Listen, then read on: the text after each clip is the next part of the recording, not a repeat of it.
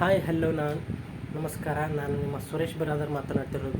ಇವತ್ತು ತುಂಬಾ ಖುಷಿ ಆಗ್ತದೆ. ರಾತ್ರಿ ಹಿಡಿದು ಖುಷಿ ಆಗ್ಲತ್ತದ.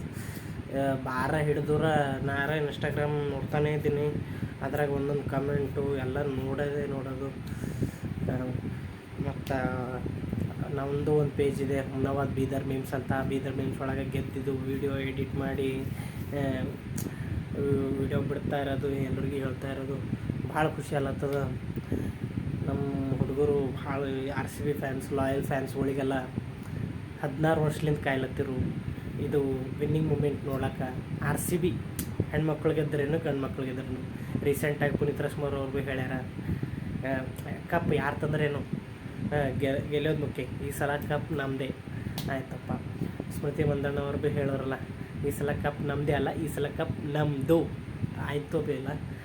ಅದೇ ರೀತಿ ಭಾಳ ಖುಷಿ ಆಗ್ಲತ್ತದ.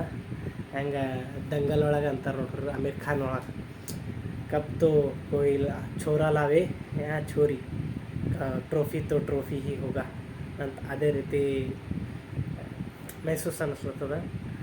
ಮಸ್ತ್ ಆಡ್ಯಾರ ಎಲ್ಲರೂ, ಭಾಳ ಖುಷಿ ಅದ.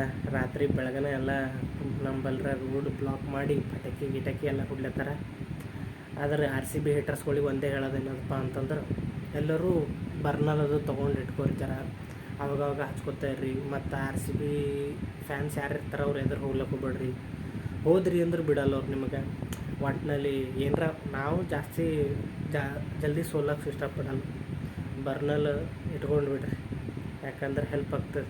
ಅವಾಗವಾಗ ಹಚ್ಕೊಂಡು ರಾತ್ರಿ ಮಕ್ಕೊಳಕ್ಕೆ ಎಲ್ಲರೂ ಭಾಳ ಟೀಕಾ ಉರ್ಕೋಬೇಕಾಯ್ತದ.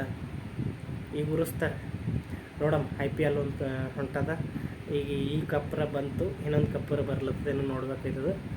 ಅದಕ್ಕೆ ವೇಟ್ ಮಾಡಮ್ಮ. ಬನ್ನಿ.